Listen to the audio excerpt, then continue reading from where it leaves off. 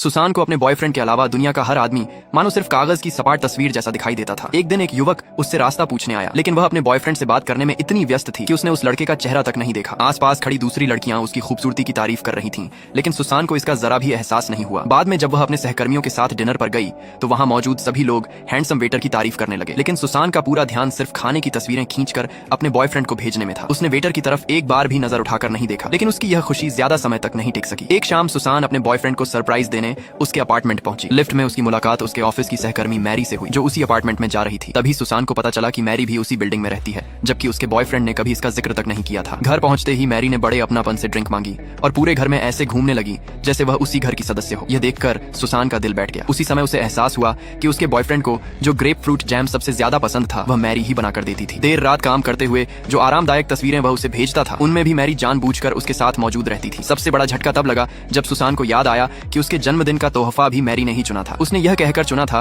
कि वह सिर्फ एक अच्छी दोस्त है और उसे पता है कि उसके बॉयफ्रेंड को क्या पसंद है, लेकिन ऐसी बातें तो सिर्फ एक गर्लफ्रेंड ही करती हैं। गुस्से और दुख से भरी सुसान ने अपने बॉयफ्रेंड से जवाब मांगा, लेकिन उसने उल्टा उसी पर इल्जाम लगा दिया कि वह हर बात को बेवजह बढ़ा चढ़ाकर सोचती है। टूटे दिल के साथ सुसान वहां से रोते हुए चली गई। सबसे ज्यादा तकलीफ इस बात की थी कि उसका बॉयफ्रेंड उसे रोकने या मनाने तक नहीं आया। अगले दिन जेस ने मैरी से कहा कि उसने अपनी हदें पार कर दी हैं, लेकिन मैरी ने साफ कहा कि वह सिर्फ दोस्ती निभा रही थी और सुसान ही हर बात का गलत मतलब निकाल रही है। उसने जेस पर भी आरोप लगाया कि सुसान से रिश्ता शुरू करने के बाद वह बदल गया है। उसने कहा कि पहले वही उसकी सबसे करीबी दोस्त थी और वही उसकी हर बात समझती थी। जेस उसके सामने बिल्कुल चुप रह गया। पूरा दिन जेस की तरफ से कोई खबर न मिलने पर सुसान ने खुद उससे मिलकर रिश्ता खत्म करने का फैसला किया। उधर जैसे ही जेस सुसान के पीछे जाने वाला था, मैरी ने अचानक माफी मांगने का नाटक किया। उसने जानबूझकर उसका हाथ पकड़ लिया और उससे अपने दिल की बात कहने ही वाली थी कि तभी सुसान वहां पहुंच गई। इस बार सुसान ने बिना डरे मैरी का सामना किया। उसने साफ शब्दों में कहा कि दोस्ती के नाम पर किसी के रिश्ते की सीमाएं पार करना गलत है। जब मैरी फिर भी मासूम बनने लगी, तब सुसान ने उसकी सारी हरकतों का एक एक करके खुलासा कर दिया। उसने बताया कि जैम के साथ छिपाकर लिखे गए प्यारे नोट्स,